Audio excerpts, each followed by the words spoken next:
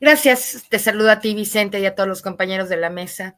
Pues a mí realmente me produce mucha indignación oír cómo López Dóriga le llama a Gatell y toda esta campaña, ¿no? Del doctor Muerte y toda esa locura en contra de Gatell. Me indigna, por otra parte, ver cómo efectivamente pretenden lavarle la cara a ese Duarte sin decir el fondo y la verdad de este proceso, que como ya seguramente ustedes lo saben, porque lo declaró y lo dijo Javier Corral en una entrevista, lo que pasó es que el gobierno de Chihuahua no mandó las pruebas que ya tenía que mostrar para lo de las propiedades, etcétera, ya no mandó el gobierno actual de Chihuahua, ¿no? Que protege a Duarte las pruebas y por eso es que se desestimó todo el caso. Pero es por una trampa que hizo el propio gobierno, según lo asegura Javier Corral. Pero en pocas palabras y queriendo un poco enmarcar el grave problema de la comunicación que todavía tenemos en este país, estaba yo imaginando, Vicente, que fueras tú o yo o cualquiera de los compañeros que estamos aquí, los motivos de una enloquecida campaña en donde decidan llamarte Doctor Muerte, ¿no? O Salinas Pliego por tantos años pagado por el gobierno, intercambiando enloquecidos favores, ¿no? Para que le den dinero y entonces él hablaba bien del gobierno y todo ese intercambio muy sucio de información y de campañas en favor de ciertos personajes, sobre todo el gobierno corrupto de Calderón, de Peña Nieto, etcétera, y como ahora estamos sabiendo que a cambio de eso, no solamente le dieron dinero que dice de publicidad, sino no le cobraron impuestos por un equivalente a 76,000 millones de pesos que, pensándolo en cuanto a su importancia económica, es el presupuesto anual de más de 20 estados de esta república. No es un monto cualquiera, 20 estados de esta República Mexicana viven con lo que en un año, con lo que este ciudadano debe, ¿no? Esas cosas no son menores, son graves asuntos, ¿no? Que Gatell ahora esté nombrado, ¿no? Para irse a una representación tan importante, pues da mucho gusto, pero si tú hubieras sido Gatell por todos esos años en donde se le estuvo acusando y prácticamente lo que yo lamento, voy a decir porque me hago responsable de esto, es no tener una defensa real, ¿no? De parte de los medios, de parte de los otros medios del Estado, que aunque la tuvieran no servirían de mucho, pero alguna estrategia gubernamental, ¿no? Para haber protegido. A mí me parece que López-Gatell fue un héroe nacional. Me parece que sin López-Gatell, esas tardes de pandemia en la que muchos mexicanos estábamos totalmente apanicados de qué podía pasar con nuestras vidas, y fue la valentía de López-Gatell de salir todos los días, de dar información, ¿no? Un personaje tan entrañable para la vida pública mexicana y que haya sido y que siga siendo, ¿no? Objeto de acusaciones tales como que 800,000 mexicanos se los mató. O sea, están locos. Estos comunicadores, ¿no? Que están haciendo, mira nada más ya cómo está Salinas Pliego, ¿no? Tiene una deuda brutal con el Estado y con los ciudadanos mexicanos, deberían de cerrarle todo, ¿cómo puede ser que él siga vendiendo? ¿Cómo puede ser que él siga comunicando? ¿Cómo puede ser que alguien que le debe 76,000 millones de pesos al erario público todavía tenga voz y espacio en un espectro electromagnético en donde además le pertenece a todos los mexicanos a quienes ofende sistemáticamente con sus Pero, pero bueno, Gela, que pero alguien Gela, haga algo, es que uno se siente muy desprotegido, ¿no? De pero pronto dice, Gela, a ver, me vas a tener que dar la razón. Nunca antes habíamos visto lo que anuncia la presidenta el viernes. Ah, ¿nos nunca debe? Pues antes. ya no le vamos a dar publicidad oficial. Ese es un diferente, un nuevo paradigma en la relación gobierno-medios de comunicación, durísimo, ¿eh? O sea, digo, entiendo lo que estás diciendo, pero no todo está perdido, pues, o sea, no todo está mal. ahí Está vamos bien, avanzando, ¿no? estoy de acuerdo, lo es, y ciertamente es un paso muy importante. Estoy de acuerdo contigo, Vicente, pero creo que hay que ser muy radicales en esto, ¿no? Porque el mensaje de la presidenta sí me parece de gran contundencia. Hay que pagar y tiene que pagar y va a pagar. Pero hay otras cosas, Vicente, ¿no? Como que él siga pudiendo hablar y decir lo que quiera a través de los medios, que ya no deberían de ser de él, ya se los deberían de quitar porque le debe al Estado 76,000 millones, y que él siga teniendo esta libertad de todo, pues por lo menos quítenle la concesión mientras paga. Ya, eso sería una primera cosa que el Estado tendría que hacer, además de exigirle el pago, ¿verdad? Es porque todavía corremos el riesgo de que esta Suprema Corte, que se va hasta septiembre, todavía pueda actuar con la última anomalía de la que pueda ser capaz y hacer una chicanada del tamaño de la marca Acme, ¿verdad? Y decir, pues no debe 76, debe tanto y no sé qué, y bajarle a la... Todavía podrían hacer una locura así. Yo espero que la presidenta tenga, ¿verdad? Y el próximo Poder Judicial las armas suficientes para que si ello ocurriera puedan meter a la cárcel a todos los que hagan eso. Pero yo sí creo que hay que actuar ahorita en materia de comunicación y en otras materias un poco más radical, en materia de combate a la corrupción. Hoy hubo 3 o 4 preguntas y respecto a los temas de corrupción y eso, y yo creo que sí, no hay una respuesta de estamos viendo, eso no es posible que ocurra, vamos a ver cómo, pero me parece que si fuera un poquito más contundente, algunas de las respuestas nos daría la sensación de un poco más de protección. Yo, francamente, me siento cuando vi ahora lo de Gaté o lo del propio Duarte, ¿no? Fíjate, Duarte bailando en una discoteca, como diciéndole a Javier, ahí está, ¿no? Como diciéndole a Javier, pues te pasé por el arco de mi triunfo, ¿no? Porque tú, aún siendo gobernador y senador de la República, te bailo encima, güey. ¿No? Ese es el mensaje de ese baile. Y luego toda la campaña que a través de medios de comunicación es bien grave, así como se hizo lo de Salinas Pliego, debería de hacerse, yo pienso, para defender un poco más, ¿no? A la Duarte todos sabemos que es culpable y no se le pudo imputar por una razón, ya la dije, de que no mandó la gobernadora de Chihuahua, según dice Javier Corral, no mandó la información. Y hace poco están todos los gobernadores y está la gobernadora de Chihuahua ahí como si nada, como si nada. Ay, sí, yo voy a hacer y que los... No, y, oye, pues eres hay delincuencia ahí cuando tú no estás entregando unas pruebas que tenías que haber entregado. Oye, tú no Pues puedes sí. seguir diciendo, López Dóriga, que el doctor del amor es un funcionario del Estado mexicano, al que le debemos nuestra tranquilidad millones de mexicanos. Pues así, el doctor Muerte, llevan diciendo que es el doctor Muerte 3 o 4 años, no sé. Yo quisiera sentir, ¿no? Que hay un poco más de contundencia y una cosa un poco más radical, sobre todo para defender a quienes, pues, son personas que trabajan en el gobierno o que han trabajado, que son funcionarios de alta importancia. Pero bueno, vamos a ver qué pasa con estos temas, querido Vicente. Molay, ¿qué pones sobre la mesa tú, maestro? Pues yo creo que algún funcionario de Hacienda debería proponer que la deuda se puede pagar quitando la concesión, ¿no? Que pague su deuda entregando TV Azteca al Estado mexicano.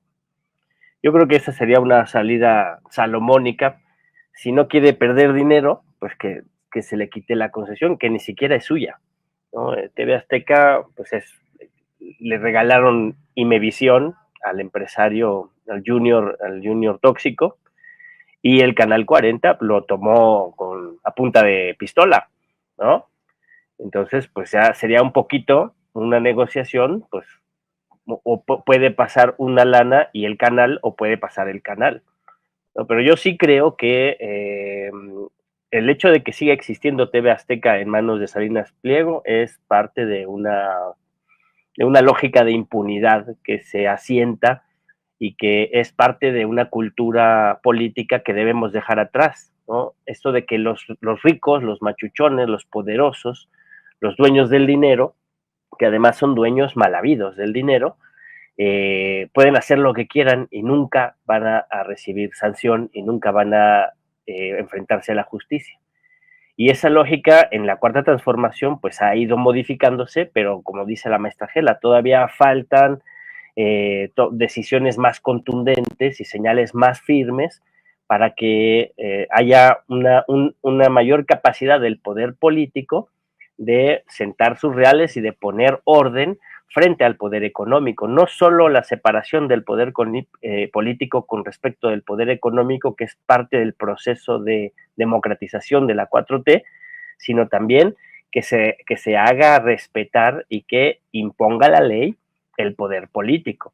Y el caso de Salinas Pliego es paradigmático para sentar las bases de la relación del Estado mexicano hacia el empresariado nacional e internacional, ¿no? En el caso de que ese empresariado pues no viola la ley y ataca permanentemente al pueblo, enferma al pueblo, intoxica al pueblo con sus mentiras, con la basura que producen y no pagan ni siquiera sus impuestos, ¿no? Entonces, bueno, ahí hay un paradigma, un precedente que se tiene que sentar y creo que está iniciando. Sí es importante que ya no se le dé recursos de publicidad oficial, eso es muy importante, es muy relevante, pero es el inicio de un proceso que tiene que culminar o con el pago total de la deuda que tiene y el respeto de una ley de telecomunicaciones que no tiene dientes, pero que les exige que sus contenidos sean menos cutres, ¿no?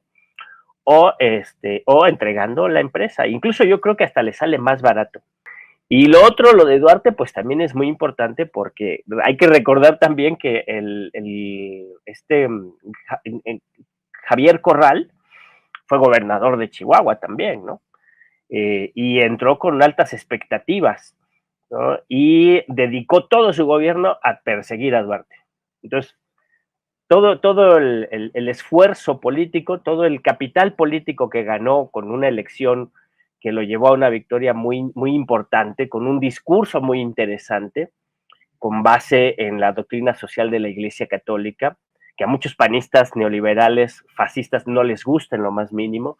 Yo creo que eso fue un acierto en su momento de Javier Corral, pero a la hora de tomar gobierno se dedicó a perseguir a Duarte y simplemente no pudo doblegar el sistema de corrupción que protegía a Duarte y los bufetes de abogados millonarios que pagan estos mafiosos para no tocar la cárcel. Por eso siguen libres los expresidentes, ¿no? Por la gran capacidad de corromper al poder judicial que tenían o que tienen todavía y por las millonarias cantidades que se manejan en los ámbitos de los bufetes de abogados que se dedican a defender a los poderosos, utilizando todo tipo de artimañas, todo tipo de recursos legales e ilegales para garantizar que sus clientes no pisen la cárcel, ¿no? Y entonces, bueno, ahí Duarte demostró que era el sistema de corrupción y las capacidades defensivas de sus abogados, pues estaban por encima de los esfuerzos de un gobierno estatal, ¿no? Y eso tiene relación directa con esta polémica que hay, el deseo que el pueblo tiene de hacer ver la justicia en la carne de los expresidentes, ¿no? De Peña Nieto, de Calderón, incluso de Zedillo mismo, de Fox, y como Andrés Manuel explicaba siempre que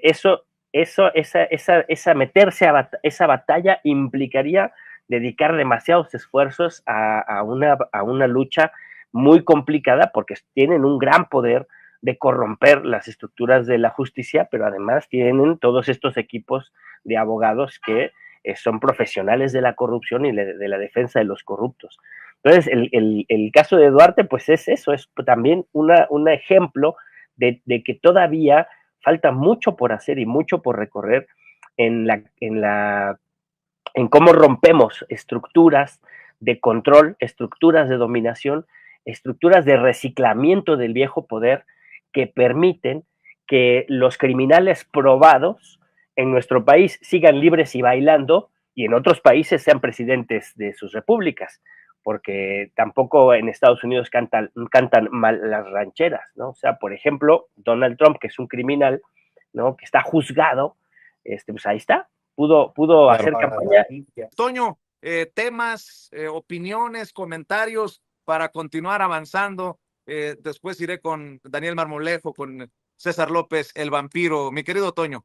Vicente, te saludo con mucho gusto desde aquí, desde la Ciudad de México. Nos veremos muy, muy pronto en cuestión de horas, tú y yo. Saludo a los maestros y maestras de esta mesa. Por cierto, la maestra sí es mi maestra, Ángela Huerta, ella fue mi maestra en la universidad. Quiero hablar un poco más sobre lo que está ocurriendo en el caso del magnate y barbaján Ricardo Salinas Pliego, porque pareciera que se nos ha olvidado un tema muy importante, y son los 4 jueces cuestionables bueno, 4 ministros de la Suprema Corte de Justicia que quedaron cuestionables: el chicharronero, el tramposón, y la calderonista Sarirene Herrerías Guerra, pero también, y hay que decirlo con todas sus letras, la pues ministra que se mostró muy cercana a todo Grupo Salinas, a Ricardo Salinas Pliego, y que es Yasmín Esquivel Moza. Ella tuvo varias determinaciones en favor de Grupo Salinas en los últimos momentos, y pues creo que estamos celebrando antes de tiempo, señoras y señores. Muchos dicen, ya le va a llegar la hora a Ricardo Salinas Pliego, por fin nos va a pagar los impuestos que nos debe. Hace rato platicabas con Nacho del chapucero, cómo es que ya se ve muy cercano que este sujeto, bueno, incluso deje de ser un multimillonario, deje de tener $1,000 millones porque tendrá que pagar lo que nos debe. Pero hay que pensar que desafortunadamente luego, yo no lo olvido, ¿no? Luego de ese verdaderamente cuestionable acordeón, quedaron 4 personajes que nos podrían dar un chistecito, una sorpresita en sus determinaciones en la Suprema Corte de Justicia de la Nación. Estamos en 50-50, estamos en mitad y mitad. Estamos hablando de 5 que sí tienen, por supuesto, mucho que ver con el progreso, con la transformación, pero 4 que podrían darnos la sorpresita, y eso tenemos tenemos que poner nuestras barbas a remojar, señoras y señores. Tenemos que pensar qué es lo que va a pasar con este tipo de impartidores de justicia, ahora que llegue la hora de la justicia y la hora de la verdad, el 1 de septiembre, y que Ricardo Salinas Pliego, bueno, pues tenga que enfrentarse a este proceso judicial. Así es, nos vemos con Toño Ruiz en su canal, así se llama, con Toño Ruiz, en donde se habla con verdad y con justicia. En un rato se va a conectar Toño, transmitiendo en vivo y en directo desde la Ciudad de México. Gracias, Toño, échale ganas. Y fíjense que estaba viendo las declaraciones, escuchando más declaraciones de César Duarte con Ciro Gómez Leiva. Ahora le echa la culpa a López Obrador. El exgobernador de Chihuahua reaparece y denuncia que su detención se dio cuando López Obrador se reunió por primera vez con Donald Trump y que fue entregado como trofeo. Andan con todo. Por cierto, el que reapareció también fue Enrique Peña Nieto. Y se pregunta, Peña Nieto no puede ser más pendejo porque no puede. ¿Por qué nos cancelaron? No entiendo por qué nos cancelaron el aeropuerto en Texcoco. ¿Será porque en tiempo de lluvias se pone así? Vea estas imágenes que circulan en redes sociales de donde hubiera estado el aeropuerto de Texcoco.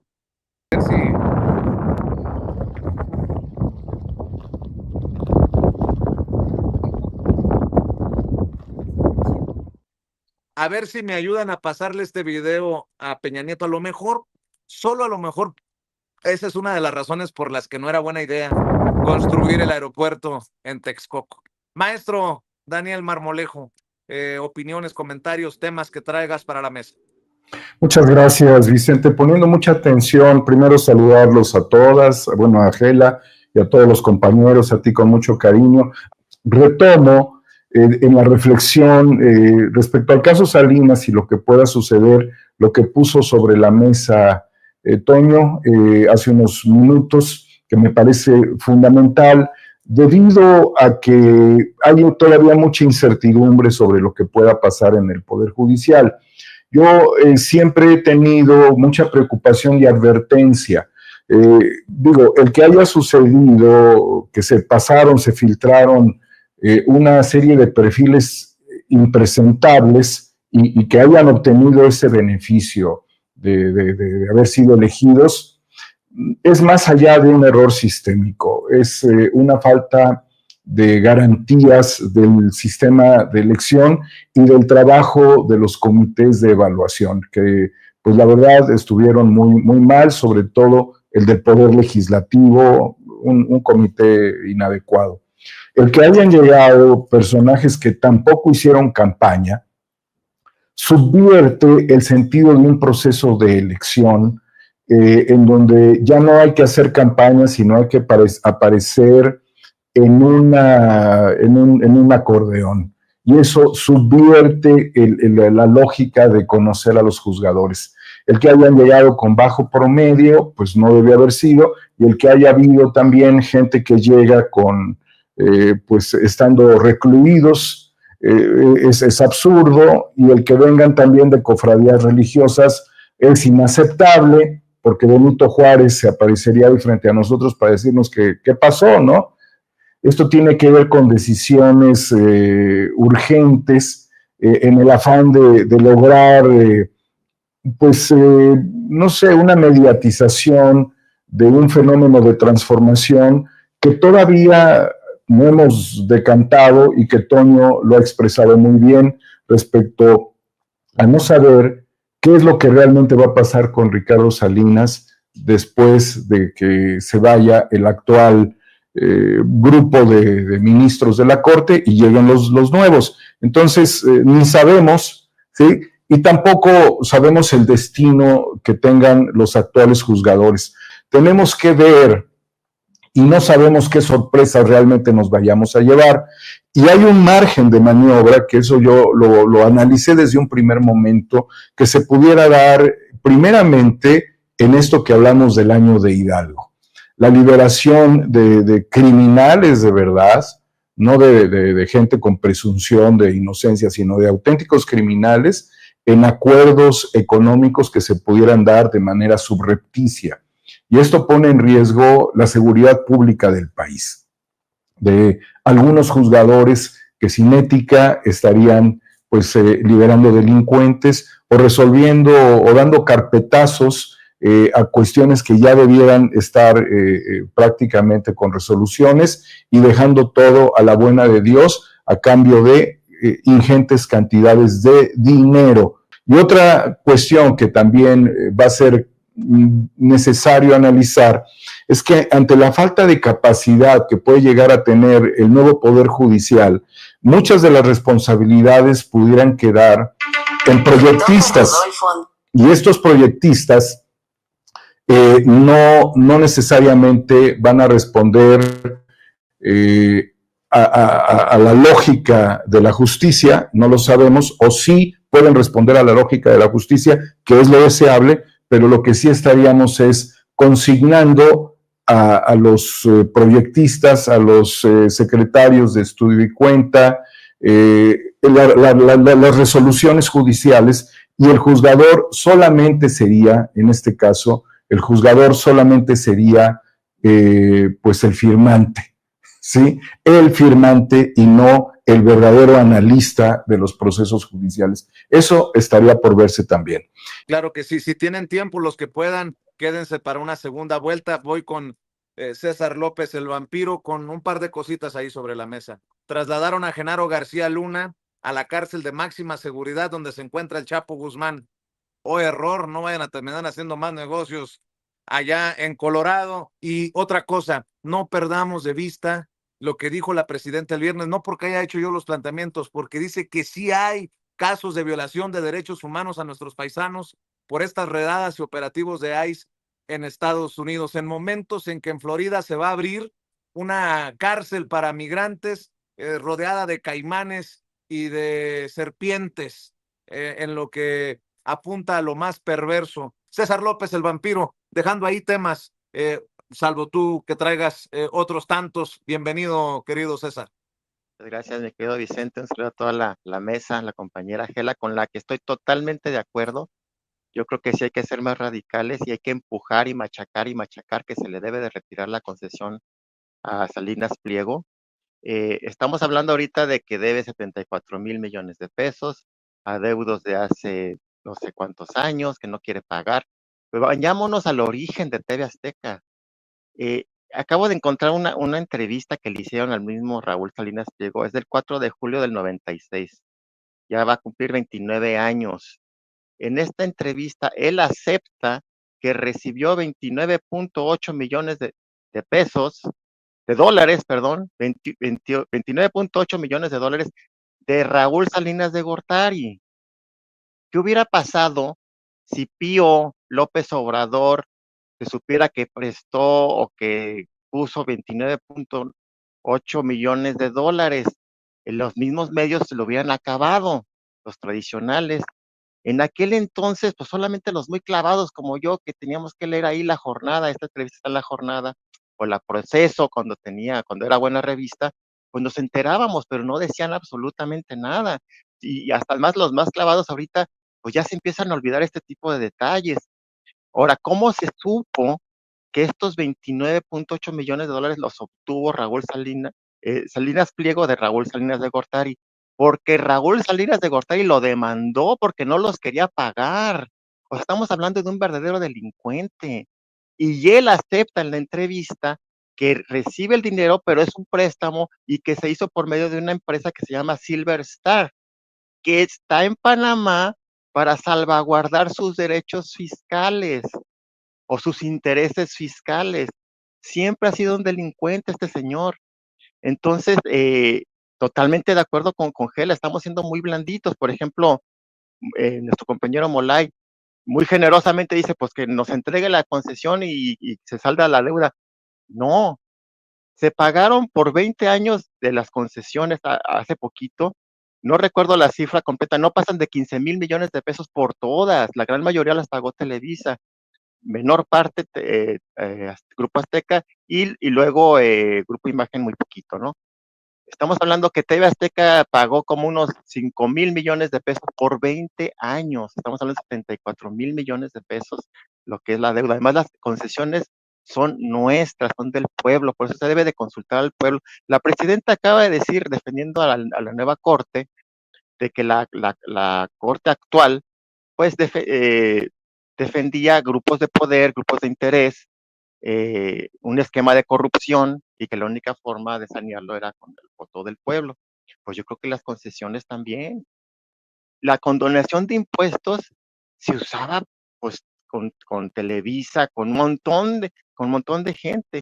Ahora, en esta entrevista que da Salinas Pliego, él habla de este grupo de inversión que le prestaron los 29.8 millones de dólares. ¿Quiénes estaban ahí?